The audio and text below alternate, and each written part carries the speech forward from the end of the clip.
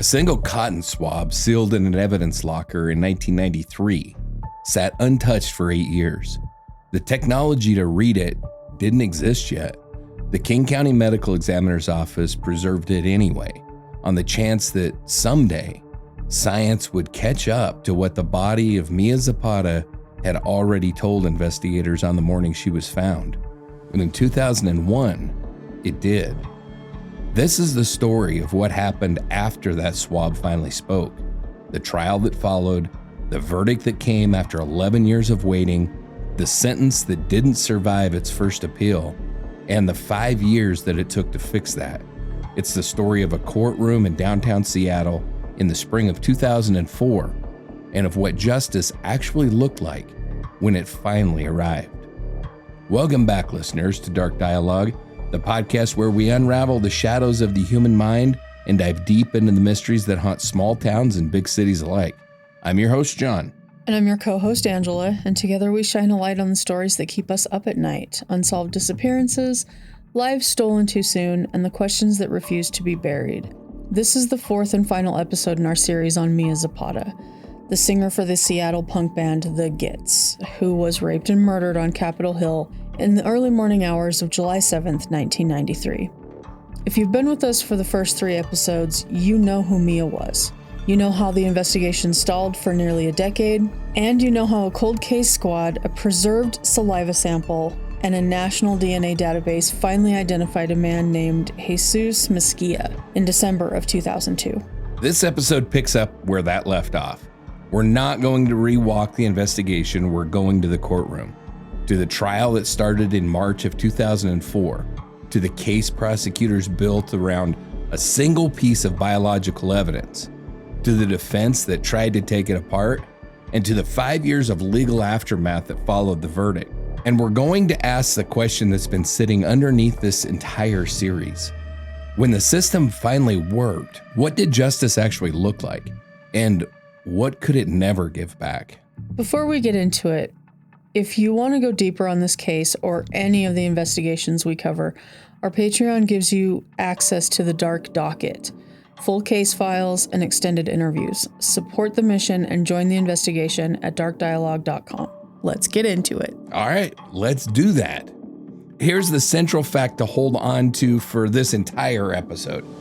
The trial of this asshat was, in the words of more than one person who covered it, a clean case. We had one defendant, one count, one piece of physical evidence doing almost all of the work.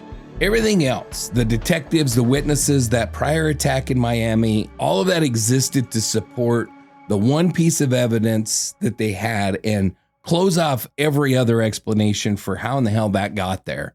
So Mezquia was arrested at his apartment in Marathon, Florida on January the 10th, 2003 by Seattle detectives Richard Gagnon and Greg Mixell. And he'd been charged the day before under seal in King County Superior Court with aggravated first-degree murder.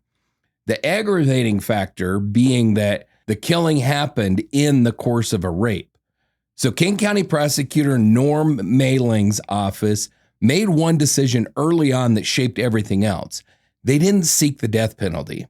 The rape allegation was supported by injury evidence, but not by a surviving witness or any recovered semen.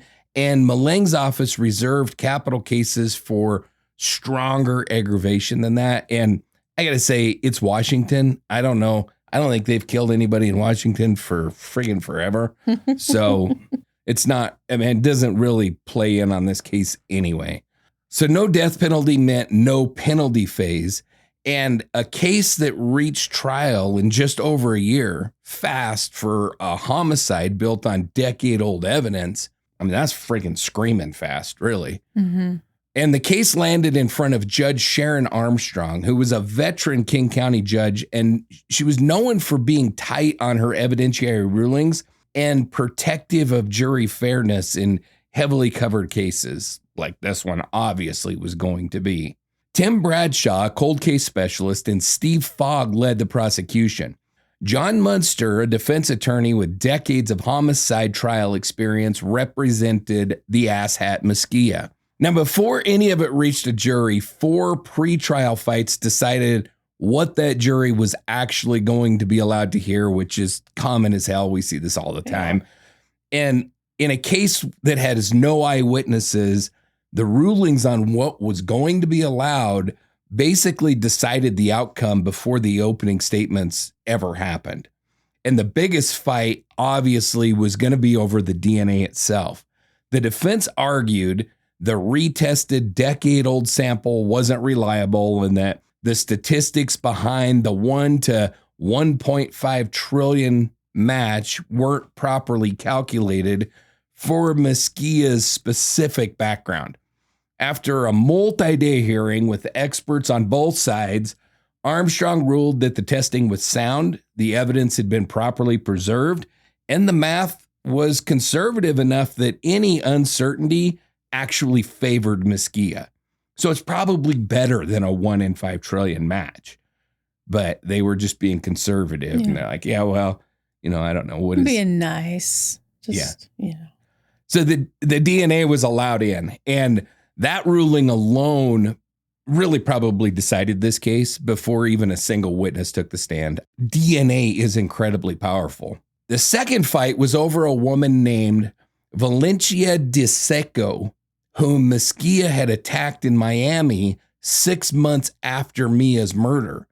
Courts are normally pretty wary of letting a jury hear about a defendant's other alleged crimes since it risks convicting someone for just being a piece of shit instead of for actually committing this specific crime. Which sometimes would help a lot if we could just convict him for being a piece of shit. I know, but it's like the Zach Adams thing in the Holly Bobo case. He's a piece of shit. Or he was, at least, when he was on drugs and dealing drugs and doing all the shit that he was doing. Absolute piece of shit. Yeah. But we can't just throw him in jail for being a piece of shit. Because let me tell you, if we could, I'd fill them. I'd fill the jails. A lot of jails would be very full. Oh, yeah. There's all kinds of pieces of shit that we could lock up and make society a much better place. The asshat jail. Yes. Yeah. I like the idea. I do too. But unfortunately, the Constitution stands in our way. Fortunately and unfortunately, because, fortunately, it protects us from being put into somebody else's asshat jail. Exactly. Because there are people out there who do think against us. Oh, 100%. Yeah. So plenty of them. I get it. But in this particular case, the prosecution argued that the DeSecco attack showed a genuinely distinctive pattern. Mm-hmm. A lone woman ambushed at night, dragged toward isolation, sexually assaulted, and Armstrong agreed it was close enough to let in.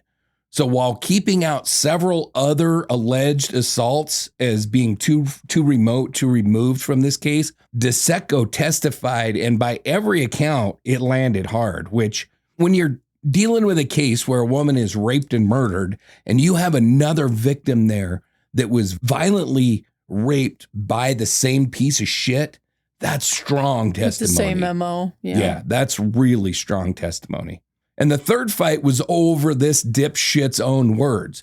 When detectives showed him Mia's photo in Marathon, he said that he'd never seen her before. Mm-hmm. The defense tried to suppress that statement, arguing that his limited English undercut a valid waiver of his rights. Armstrong found that the warnings had been properly given in Spanish and the waiver was valid, so the statement was allowed to come in. And that rule really mattered enormously because once his saliva was matched to the bite marks on Mia's body, the whole I don't know her thing really stops being just a simple denial, and it becomes the thing that closed off every innocent explanation that he could have offered. Somebody's pants were on fire. Yeah. And, it's like I said when we talked about it in the last episode, as soon as he said that, they had him. Mm-hmm. Because then he can't turn around and say, well, we had consensual sex. But you said you didn't know her. Yes. So he's locked in. So that statement coming in was huge. And then the fourth fight was a request to move the trial out of King County. This is a common one. Yeah. Change of venues always. Always. And the theory on that was that a decade of local press coverage made an impartial jury impossible to find. Mm-hmm. Armstrong denied that request, but expanded jury selection to screen out anyone that had been too influenced by what they'd already heard. And then the jury was seated in King County. And what the jury ultimately heard was the full DNA match, the complete autopsy findings, the 1993 to 2004 chain of custody on all of the swabs, and Mezquia's denial, and the Valencia de Seco testimony about her attack in Florida. What they didn't hear was Mia's diary, several of Mezquia's other alleged assaults, and any theory naming her ex-boyfriend as an alternative suspect. Those were excluded for lack of any physical evidence tying him to the crime. He didn't do it. This piece of shit did it. And I think the judge looked at this and was like, yeah, you can't just randomly pick people and say, that's the guy that did it. Yeah. It must have been that guy that did it. Must have been. It doesn't work that way. You can't just throw a whole bunch of shit at the jury and say, it could have been any one of these people. Yeah. You know? So pick one. Yeah. Yeah. So put together, here's how Bradshaw and Fogg actually built the case. The autopsy proved that Mia was raped and murdered. The bite mark saliva came from whoever inflicted those bites at or very near the time of her death, meaning that it almost certainly came from her killer. And that saliva matched Mezquia at odds of 1 in 1.5 trillion again. So, and Mezquia had no innocent explanation for how it got there because he said he didn't know her. He'd never seen her before. Mm-hmm. And then they talked about the De Seco attack, showing that he had both the opportunity and had demonstrated the capacity to do this exact kind of crime short of the murder. And you have a structure the defense just couldn't dismantle without somehow accounting for all of that at once. Prosecution didn't need a motive. They needed the science to hold, the chain of custody to hold, and Mezquia to have no plausible story. And by the time the case reached the jury, all three of those were true. So that's how the prosecutors built the case. The next question is whether it actually held up once a jury and an experienced defense attorney got to test it. So this piece of shit's trial ran from March 8th to March 25th of 2004 in Judge Armstrong's courtroom on the 9th floor of the King County Courthouse. 16 days of testimony, roughly 40 witnesses, and at the center of nearly all of it was that one piece of physical evidence that the defense could press on. They could question, they could probe it. Just had to bite her, didn't he? But they couldn't get rid of it. Yeah, and that's so often the case with these asshats. Tim Bradshaw opened for the state in about 45 minutes, and he didn't bury the lead. He told the jury this was a case about a young woman, a band called the Gits, a July night in 1993, and a piece of biological evidence small enough to fit on the tip of a cotton swab. Mia went out with friends. She was last seen alive around 2 a.m. Her body was found sometime between 70 and 90 minutes later. And on that body, at the bite marks on her left breast, was saliva that belonged to this piece of shit. One person on this entire earth, and it was Mezquia. John Munster opened for the defense in about 20 minutes, and his theme was uncertainty across time. He told the jury that the state was asking them to convict based on a single biological sample collected 11 years earlier, handled through multiple transfers, and retested using technology that didn't exist when it was first gathered. He didn't promise an alibi. He didn't promise an alternative suspect. He promised that the state's case, when it was examined closely, wouldn't survive the standard of proof beyond a reasonable doubt. And I just got to say, they always do this shit. Mm-hmm. And this has always been my thought is, okay, but it came back to this piece of shit. Yeah. It didn't come back like unknown. Yeah. Like if DNA comes back like unknown, okay, well, maybe it was compromised or something. How do you compromise it to include this piece of shit's DNA? Uh-huh. Yeah. So the state's first major witness was Dr. Richard Hariff, who was King County's chief medical examiner, and he hadn't personally performed the original autopsy in 93. That had been done under the then associate medical examiner, Dr. Ronald Ray's office, but he testified as the record's custodian and as the qualified pathologist that was interpreting these findings. And this kind of stuff happens all the time in these cases that don't get solved for years. Like sometimes they're dead, sometimes they're not employed there anymore. Like it's pretty common. His testimony locked down 4 things that the prosecution really needed. The cause of death, which was the ligature strangulation with the drawstring of the Gits hoodie that Mia was wearing that night. And it was pulled tight enough to fracture the hyoid bone, which was a finding that was consistent with sustained, significant force rather than some kind of a brief struggle. The mechanism of injury was severe blunt force trauma in addition to the strangulation, including a lacerated liver, a torn diaphragm, injuries that Harif said were consistent with a heavy blow delivered by the attacker's full body weight, possibly while Mia was already on the ground. And then the bite marks, 2 distinct injuries on the left breast, swabbed for saliva at autopsy in 93 and preserved in the medical examiner's evidence locker, which was a decision that Harif noted put the 1993 office ahead of many comparable jurisdictions since they were preserving evidence years before the technology existed to really be able to use it. And then he talked about the sexual assault findings. Vaginal and anal injuries consistent with forced penetration. No semen was recovered, a gap the defense would press hard on, but Harris testified that the injury pattern itself was, at least in his medical opinion, consistent with a completed sexual assault.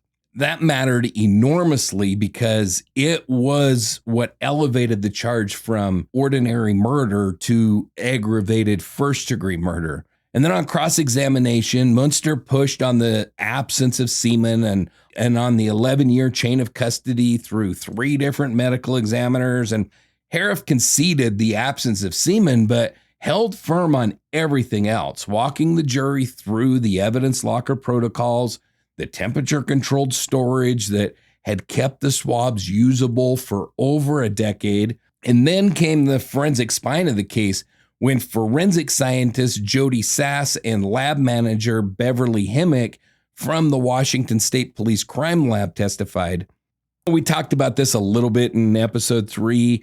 You know, there was the same lab, the same 2001 testing that finally read the swabs and turned up with the profiles, the 2 profiles, Mia's and this unknown asshats. Then that led to the December 2002 CODIS hit. And at trial, Sass walked the jury through that chain one more time from 1993 storage to the confirmatory match once investigators got a fresh sample directly from Mezquia. Then she closed with the number that anchored the whole trial. Odds of roughly 1 in 1.5 trillion that the profile belonged to anybody other than this asshat. Munster pressed her hard on cross-examination. The 11-year storage gap, the leap in testing technology, whether the statistics fully accounted for Mezquia's background, and Sass conceded that theoretical concerns were fair while explaining why none of them actually moved the number. Himmick followed her, confirming the lab's accreditation and that Sass's work had been independently verified. Bradshaw's final question to her was direct. In her professional opinion, was the male DNA profile from the bite marks the DNA of Mezquia? And her answer was unequivocally yes. I'm not going to go through the entire testimony, witness by witness. I don't want to bore the shit out of everybody. The detectives testified. Then obviously the most emotionally charged witness was Valencia DeSecco, and she testified that in January of 94, a man that she identified in court as Mezquia had grabbed her from behind while she was walking alone at night, dragged her toward a secluded area, and attempted a sexual assault before she was able to fight him off, and then bystanders intervened. And her testimony came less than 15 minutes after the jury had heard Sass put Mezquia's DNA on Mia's body at 1 in 1.5 trillion. And so the combination by every account was devastating. DNA linking Mezquia to one attack followed immediately by a survivor describing how just 6 months later, this same piece of shit had tried to do it again with her. Mm-hmm. And so the cross-examination they had to be careful because DeSecco was a sympathetic survivor, and attacking her credibility too aggressively would risk alienating the jury. Right. So he pressed instead on the differences between the two attacks, different state, And different victimizing setting. her again. Exactly. Yeah. And So so they had to approach it carefully. But, I mean, when you say, well, it happened in two different states. Okay, well, that doesn't mean anything unless you can say that Mezquia was in Florida when Mia was attacked, which we know he wasn't. Mm-hmm. So that one's out. He said it was a different setting altogether. Well, yeah, probably not going to be in front of the apartments that Mia was attacked in front of if it's in another state. Mia's not going to be on a beach setting in Seattle. Right. And then no bite marks. Okay, well, he didn't get to finish. Yeah, he was interrupted. Based on what he did to Mia, this woman's very fortunate to be alive because he probably would have killed her. Mm-hmm. It doesn't usually de-escalate, right? Not that it matters, but do we know where she is now? I don't know. Okay. To that same point, he argued that there was no strangulation with the victim's own clothing. Again, he didn't have time. He hadn't gotten there yet. Yeah. And then we got to talk about Steve Moriarty, who is, again, the drummer of the Gits. And I really debated putting this in or not putting it in, but I think I have to put it in because some retellings of this case have really gotten it wrong and have almost come up with this urban legend kind of around his courtroom appearance and stuff. So Moriarty was a constant presence throughout the trial. He sat in the courtroom. He gave interviews on the courthouse steps and was the primary public voice of the Gits and really that whole Seattle music community at the time. But in the trial record itself, he does not appear as any kind of a central testifying witness on the case's core evidentiary issues, at least. Nothing about the DNA, the autopsy. I couldn't find him in the court record at all. Why wouldn't they put him in there? Well, he would be in there if he testified. Okay. I don't have the court transcript. So he was just a presence? There is some indication that he might have been briefly called to talk about, who Mia was and maybe the band's touring schedule and her relationship with the Gits, but I couldn't find that testimony specifically. Okay. And the court record really treats him primarily as a public spokesperson, not as a testifying witness. And that becomes important because there is a story out there. If you investigate this case, it's everywhere out there that Steve Moriarty from the stand confronted Mezquia directly in Spanish from the witness stand, taunting him, trying to provoke a reaction. Right. I searched everywhere that I possibly could find. I looked all through the appellate opinion, which those are great sources because they say everything. Mm-hmm. I dug all through the news coverage from Seattle at the time, the Seattle Times reporting. I couldn't find anything about that. Nothing. The only thing cool story, though. It's a cool story, and Moriarty knew Spanish. He lived in Spain, so he would have known Spanish, but I hope it's true. Yeah, I don't think it's at all true. I want to believe. Let me believe. Yeah, I'm sorry. It's not true. Damn it, John. He's always ruining my daydreaming out there. What the record actually does show is that Mezquia wore translation headphones throughout the trial, listening to the proceedings in Spanish. He never testified. He never spoke in his own defense. And when the guilty verdict came down, supporters in the courtroom shouted "Viva Zapata," which has kind of become her anthem. Mm-hmm. And he understood that. He understood that. Mm-hmm. And it's a Spanish phrase that really works on two different levels. It's both a tribute to Mia and an echo of her family's lineage back to the revolutionary Emiliano Zapata. So we've already kind of talked about what the defense tried to do. They just tried to poke holes in everything, but there wasn't a hell of a lot that they could really poke holes in. And closing arguments came on March the 22nd.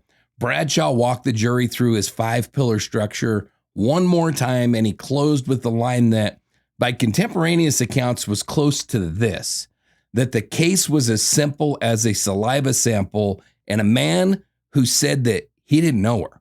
Munster, in his closing, reminded the jury that the standard was proof beyond a reasonable doubt, not beyond all possible doubt, and he asked them to weigh 11 years of imperfect evidence handling against that standard. Steve Fogg delivered the state's rebuttal, focusing tightly on the "I don't know her" denial and the impossibility of an innocent explanation for that. So the jury received the case on the afternoon of the 22nd. They deliberated through the 23rd and the 24th and returned their verdict on the morning of March 25th. Roughly 2.5 days of deliberation were about 20 working hours. And on the morning of March the 25th, 2004, the jury returned its verdict, guilty of first-degree felony murder, with the jury separately finding that the rape and the first-degree aggravator had been proven. The courtroom reaction, like I said, was immediate.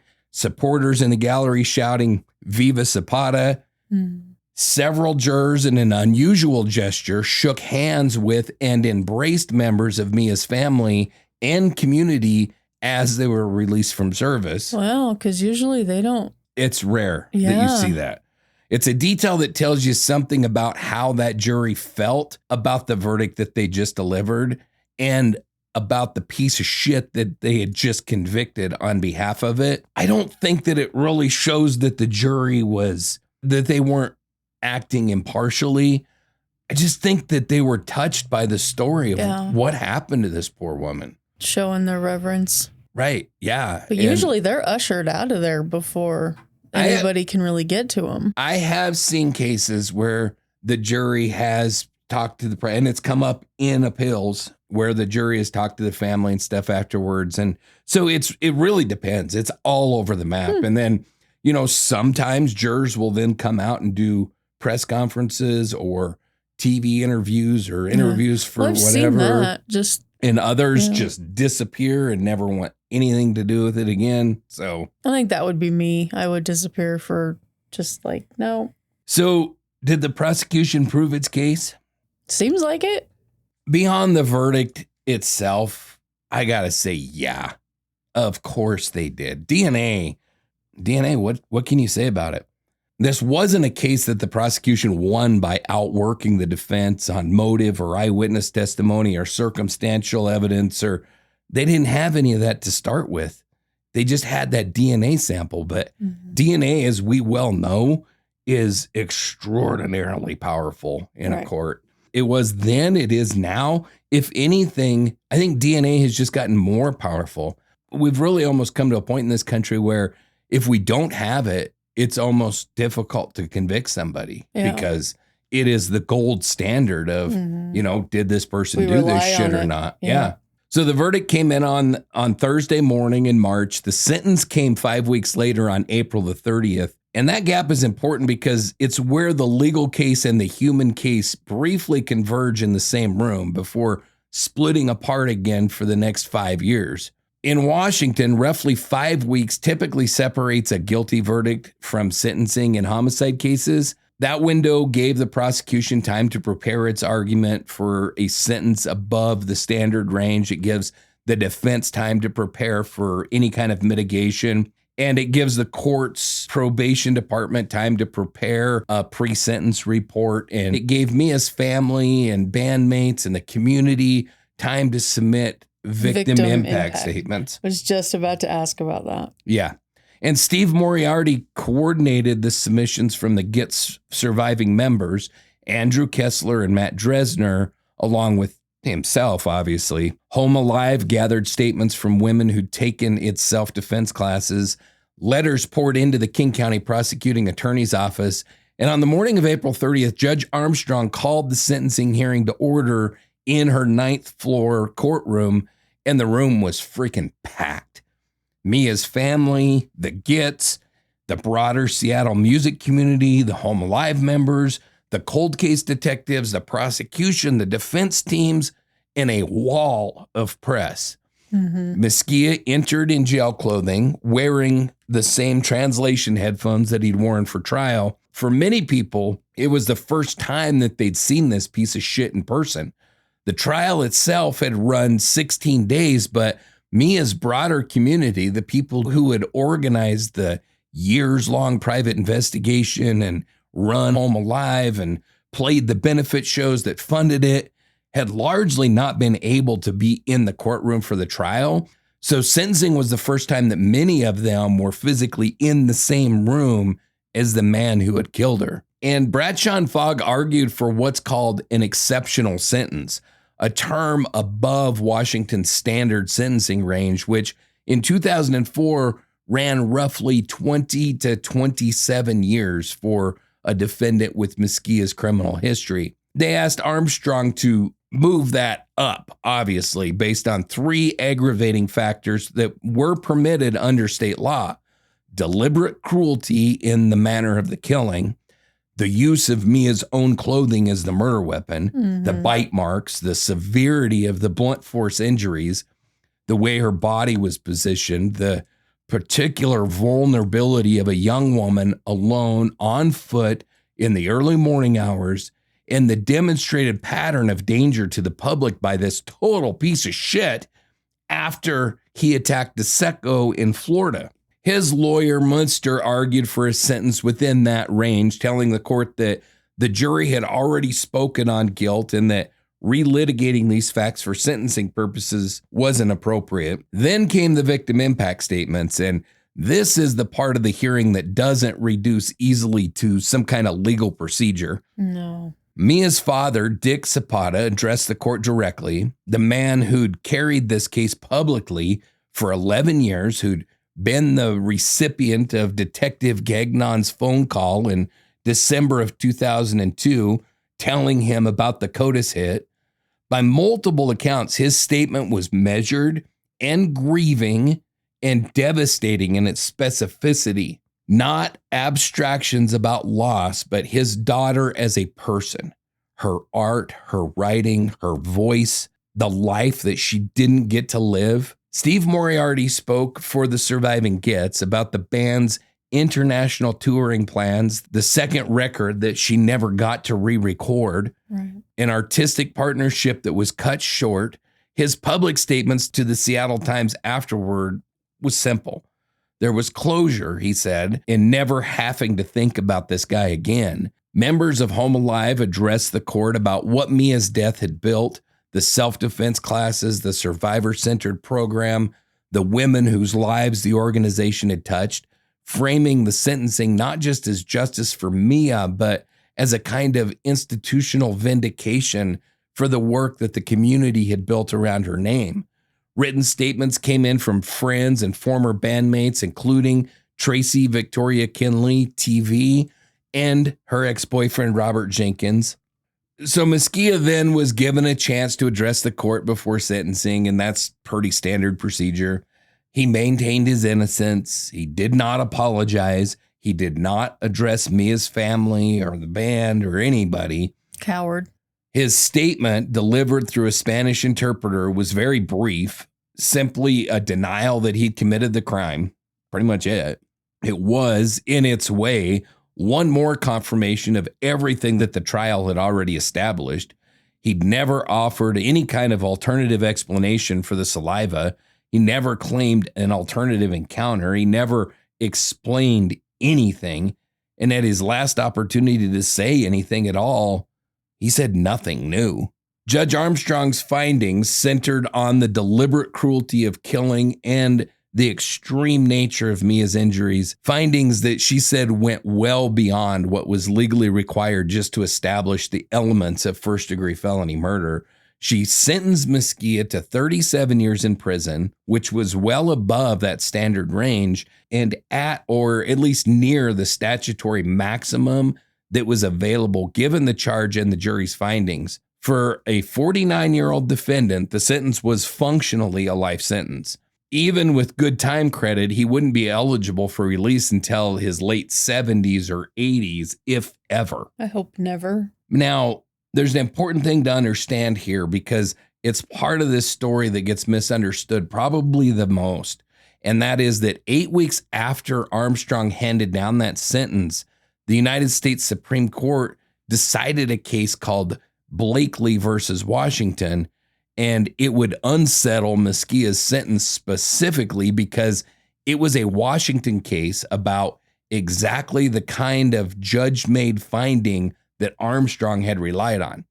So Blakely involved a Grant County man who'd pleaded guilty to second-degree kidnapping and had been sentenced by a judge to an exceptional term above the standard range based on a judicial finding of deliberate cruelty, the identical aggravating factor used against Mezquia. The Supreme Court, in a 5-4 decision, which was written by Justice Scalia, held that any fact other than a prior conviction that increases a sentence beyond the statutory maximum has to be found by a jury beyond reasonable doubt, not by a judge on a lower standard of proof. Washington's entire exceptional sentencing regime had been built almost entirely around judicial findings like the ones that Armstrong made for Mezquia, and Blakely landed on that regime with direct force. So in August of 2005, the Washington Court of Appeals decided that Mezquia's direct appeal, and it's worth saying this as precisely as possible because it's the single most commonly misunderstood fact in this entire case, the appeals court affirmed Mezquia's conviction in full, no doubt about it. Every challenge to the underlying guilty verdict was rejected outright. The DNA evidence had been properly admitted, the Fry ruling stood, the chain of custody objections went to the weight of the evidence, not to its admissibility. The DeSecco testimony had been correctly allowed in under the common scheme or plan doctrine. The Miranda warnings had been adequate. The interrogation technique hadn't been coercive. Mezquia had received a fair trial, and the piece of shit was guilty of murder. What the appellate court reversed was only the sentence, specifically Armstrong's exceptional sentence findings, because those facts hadn't been submitted to a jury and proven beyond a reasonable doubt. The exact procedural defect that Blakely had just identified. So the case went back to Armstrong for resentencing. I think it's important to note that Judge Armstrong did nothing wrong. She applied Washington state law. The legislatures did it wrong when they wrote it. It was not this judge's fault. Okay.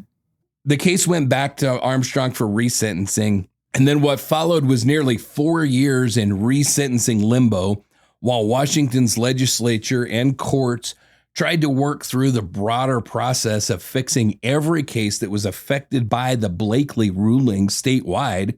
Roughly 200 Washington defendants had exceptional sentences reversed in that same window. The prosecution spent that time preparing to relitigate the aggravating factors before a new jury if Mezquia demanded one, with DeSecco's testimony, Harris autopsy findings, and the bite mark and ligature evidence all still available, and if anything, strengthened by 5 more years of public familiarity with the case. And so on January the 29th, 2009, Mezquia appeared back before Judge Armstrong for resentencing by the then 54-year-old, nearly 6 years into Washington custody. And he did something that has never been explained, at least not publicly. He waived his right to have a jury determine the aggravating facts.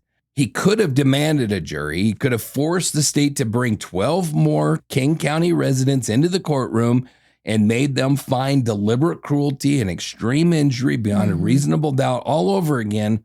But he chose not to. And I think it's probably most likely, and this is just me, I didn't find this anywhere, but I think it's most likely that his defense team did the calculation that a 2009 jury hearing these facts 5 years after the original verdict and now the very public DeSecco testimony would likely have been at least as severe as Armstrong's ruling and possibly even worse. There's also a more pragmatic possibility. At 54 years old, the difference between a sentence in the low 30s and one in the 40s was, at least for him, largely just a number. Mm-hmm.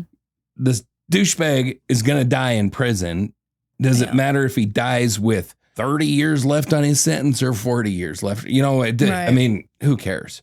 After he waived his right to a jury trial, Judge Armstrong reimposed the exceptional sentence, 36 years, 1 year less than the original. And 1 year back. Yeah, and no further successful appeal followed. The Washington Supreme Court declined to review the case, so the sentence stood.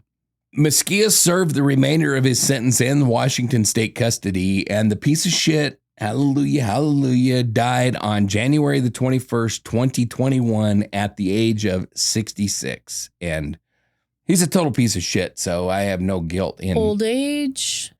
I don't remember how he died. I don't really give a shit how he died. I don't know why he didn't get shanked or anything like that. Should I have said that out loud? I don't know. Well, I do. He deserves the pain that he caused. It was probably COVID or something that got him. Maybe. I don't know.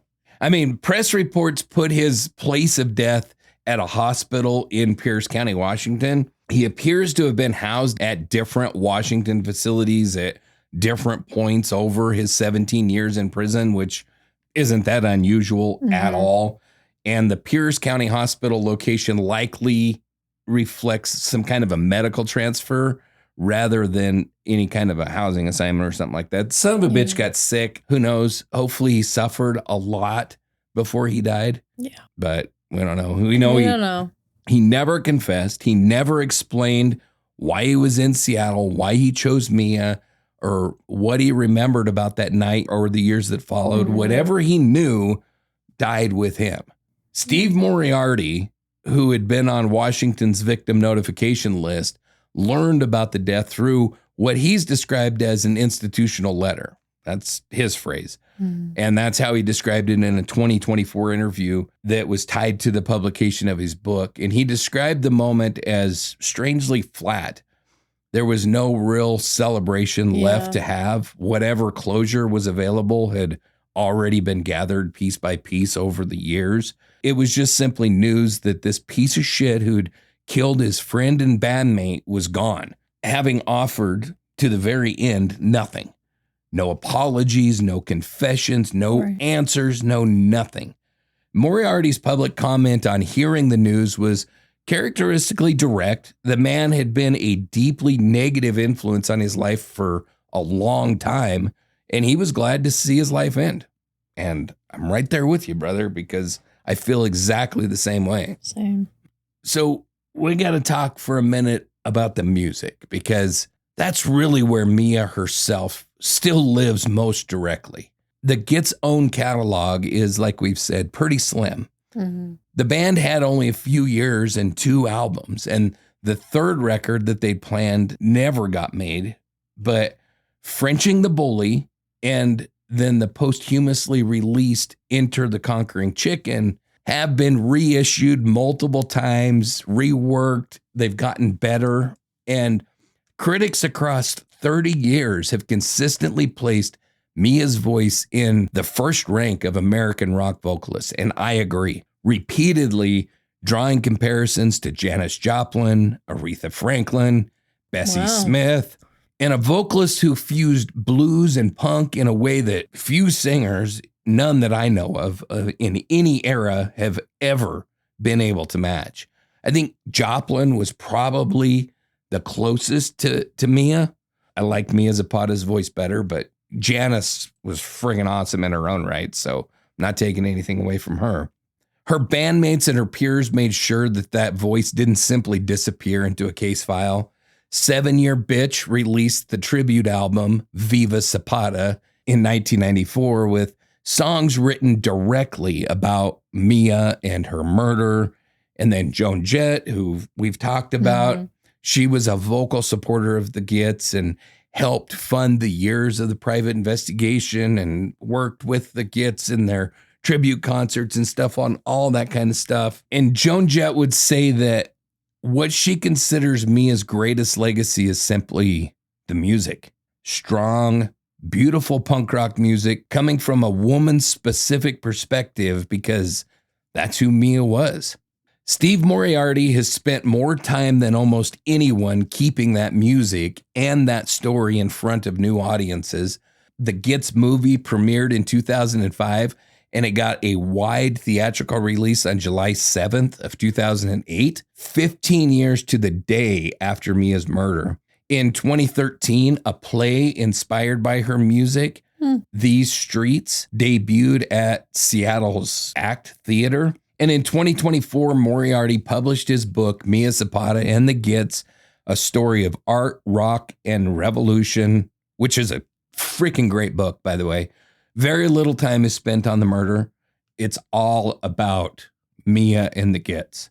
As it should be. Yes. And he says it is an explicit attempt to pull Mia back out from underneath the gravity of being a murder victim and put the focus back on the artist that she actually was. And, I think I've talked about that really throughout this whole arc. And we talk about it in almost every victim tribute that we do, is that's really the case with every murder victim, is it just becomes about their murder. Yeah. And their life disappears behind that. It becomes what their life is. Right. Yeah. But the clearest example of Mia's legacy, I think, moving beyond the music, of course, is Home Alive. In the months after Mia's murder, women in the Seattle music community, among them Greta Harley and Valerie Agnew of 7 Year Bitch, came together around a single conviction that Mia's death couldn't simply be absorbed as one more tragedy. And what they built was an explicitly grassroots sliding scale to fee self-defense school on the theory that self-defense training and survival skills shouldn't be the property of people who could afford private classes. Home Alive's instructors taught self-defense, anti-assault training, and de-escalation skills to musicians, bartenders, sex workers, and unhoused people, populations that are disproportionately targeted by violence and routinely left out of the conventional safety advice. In 1996, Home Alive released a benefit album called The Art of Self-Defense, featuring Nirvana, Pearl Jam, Soundgarden, Heart, Joan Jett, 7 Year Bitch, and dozens of other Pacific Northwest and national artists. The Seattle music community putting its commercial weight directly behind the organization that was built in Mia's name. Home Alive operated for roughly 17 years, training thousands of students before finally closing in its original nonprofit form in 2010 amid the broader funding pressures that hit the nonprofit sector after the 2008 recession. Its curriculum and its instructors didn't disappear. They migrated into successor organizations and community self-defense networks that still continue today. The theory that Home Alive was built on, that systemic violence against women can't be solved by the criminal justice system alone, that conviction and sentencing can never reach the women who most need not become victims in the first place, has had an influence on grassroots anti-violence organizations that's gone well beyond what a self-defense school its size would normally do. So, the case has really left its footprint that extends well beyond Mia's story specifically. It became a touchstone in cold case investigation literature, in DNA evidence training for law enforcement, in true crime media. Forensic Files covered it in 2007. CBS's 48 Hours covered it in real time as it unfolded. The institutional lesson: preserve biological evidence even when current technology can't really exploit it, because future technology maybe can. We're always growing. And, the case became part of how Washington courts taught Blakely remediation in the years that followed, the specific pathway that Mezquia's case followed, a defendant waiving jury determination of aggravating facts. And it became one of the standard procedural resolutions for roughly 200 Washington cases that the Blakely decision had unsettled. None of that is the same thing as legacy in the way that Mia's bandmates and her friends would define it. The legal case is by now fully and finally closed. It closed the moment that Mezquia died in 2021. with no further appeals possible, no further pardons or parole reviews on the table. But the cultural case, the one that the Seattle music community built starting in 1993, doesn't have a procedural endpoint because it was never running on a legal clock to begin with. It's still running. It runs every time that someone puts on Frenching the Bully. It runs every time a Home Alive successor organization teaches a self-defense class. It runs on July 7th and August 25th every year, the anniversary of her murder and the anniversary of her birth. When people in Seattle, in her hometown of Louisville, and in the broader online music community still mark that date, unbroken, every single year since 1993. So, did the evidence prove beyond a reasonable doubt that Jesus Mezquia murdered Mia Zapata? What do you think? I think so. Yeah. I say unequivocally yes. A jury said so after careful deliberation on evidence that an appeals court later reviewed in full and affirmed without any reservation. So that much is really settled, or at least as settled as anything in the criminal justice system can be. But the question this whole episode has really been circling is bigger than that one. And it's the question that actually closes this series out. And that is, did justice end with that verdict? And the honest answer is no. Not because the legal process was somehow incomplete, but because justice in this case was never just one thing. Mm-hmm. It operated in at least 4 distinct dimensions, and they don't all resolve on the same timeline or in the same way or for the same people. There was legal justice, and on that front, the system, slow and imperfect as it was, ultimately did what it was designed to do. A homicide was investigated, evidence was preserved until technology existed to use it.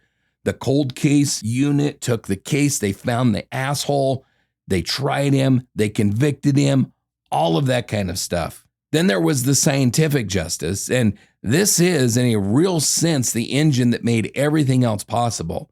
A medical examiner's office in 1993 made the decision to swab and preserve bite mark evidence using technology that didn't exist to read it. And then there is community justice, and arguably, this is the dimension that did the most actual work for the longest stretch of time, with the least official authority. The years of privately funded investigation that kept this case alive when the official file had gone cold, Home Alive, which turned grief into thousands of women trained free of charge in skills the system had never offered them, the benefit concerts, the tribute album, Joan Jett's commitment to keeping the music and the cause visible for decades. None of that needed a verdict to be valid. It had already proven its worth for 11 years before Mezquia was even arrested. And then there was the personal justice, the dimension the legal system was never built to deliver, and the one that this episode has to be honest about, even at the end. What did Mia's family actually receive? A guilty verdict, a man who died in custody, having served real time, having never walked free again. But what did they never receive? And what could no verdict ever have given them? An explanation for why Mia specifically was targeted that night, if she was targeted at all, rather than just being simply unlucky? A confession? Any acknowledgement from this piece of shit ever across 17 years of incarceration of what actually happened? And underneath all of that, the plain, permanent fact of the loss itself. Yeah, what she could have become. A 27-year-old woman with a third album planned, a national tour booked, and a voice that critics have spent 3 decades comparing to the very best vocalist that American rock has ever produced. No sentence, however long, can restore any of that. The system delivered what it's capable of delivering. It was never going to be capable of delivering everything that was actually taken. Nothing ever is. Nothing ever is. And there's still things that the record can't show, it just can't answer. And it would be dishonest to pretend otherwise at the end of this arc. We don't know exactly where the attack against Mia began or precisely how she came to be alone with Mezquia in the first place. We don't know with any kind of certainty whether she was specifically targeted or simply the victim of opportunity and circumstance. Mm-hmm. We don't know why Mezquia chose in 2009 to waive a jury at his resentencing rather than to fight for a potentially lighter outcome. And we will never know what, if anything, he privately understood or felt about what he did because the piece of shit never said anything. Those questions don't undermine the verdict. They're simply the limits of what a trial, even a thoroughly evidence-driven trial, can ever fully resolve. So what we're left with as we close this out is something close to what Mia's own bandmates have asked people to take away from her story. Not the crime that ended her life, but the 27 years she actually lived. A voice, a band, a community that built something lasting out of an unbearable loss. The legal case closed in 2021, the day that Jesus Mezquia died. With nothing left to appeal and nothing left to wait for, the case the Seattle music community built never had an ending built into it at all. And it's still running today. Every time someone discovers Frenching the Bully for the first time, every time a self-defense class meets because of an organization that exists only because of what happened to her, every July 7th when people who loved her and people who never got the chance to stop and remember. Yeah. The verdict came, the sentence came, the institutions eventually held, but the thing that actually survives all of it isn't the case number, and it was never going to be the man at the defense table. It's Mia. So before we close out this series, if you found value in this investigation, a few ways that you can help us keep doing this work: ratings, reviews, and sharing this episode help more people find Mia's story. Members get access to the Dark Docket. And if you're a family member of anyone that we've covered or anyone we will cover, and you have corrections, memories, or information to share, we want to hear from you. You can reach us directly through the website or at info@darkdialogue.com. So that's it for this investigation. Do you have anything to add or questions or anything before we move into the victim tribute? I don't think so. I think your tribute's going to cover everything that I would have thought, because it always does. Well, hope so. So we've spent 4 episodes building a case file, charges, motions, DNA statistics, an appeal, a resentencing, a death in custody 17 years into a 30-year sentence. All of it real, all of it necessary, and none of it, in the end, the actual point. So before we close, we want to do what this case took 11 years to make possible and what no courtroom could ever quite manage on its own. Set all of it down just for a few minutes and remember a person. Not a verdict, not a statistic, not a case file. A 27-year-old woman from Louisville, Kentucky, who moved to Seattle to make music with her friends, who fronted a band called the Gits, who critics would later compare to Janis Joplin and Aretha Franklin and Bessie Smith, and who, by every account from everyone who knew her, filled a room before she ever opened her mouth to sing. Songs like this one are never assigned to an episode at random. They're chosen because something in them belongs to the person being remembered. A feeling, a kind of strength, a sense of someone reaching for something that's just beyond their grasp. This one felt right for Mia. This is Deliver Me by the J.J. Hawk Band. And this is Mia Zapata.